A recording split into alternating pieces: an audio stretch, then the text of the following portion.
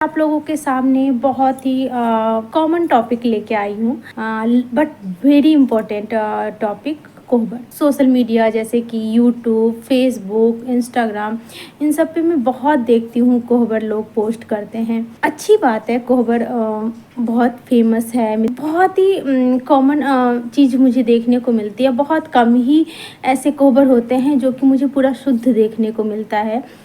तो बेसिकली कोहबर जो होता है दो टाइप के होते हैं।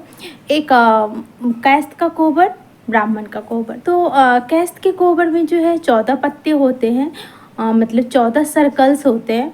और ब्राह्मण के कोहबर में जो है 10 सर्कल्स होते हैं, 10 सर्कल्स होते हैं। तो ये चीज़ मुझे मिसिंग लगती है कि आप लोग ज़्यादातर कोहबर में देखते होंगे कि सिर्फ 7 सर्कल्स है। कि नहीं, मुझे इस टॉपिक पे आप लोगों से बात करनी चाहिए, इस टॉपिक को समझाना चाहिए कि 14 सर्कल वाले जो होते हैं कोहबर वो शुद्ध होते हैं या फिर 10 सर्कल वाले शुद्ध होते हैं। इसके अलावा जो सिर्फ 7 सर्कल्स वाले कोहबर बनाते हैं वो अशुद्ध कोहबर होता है।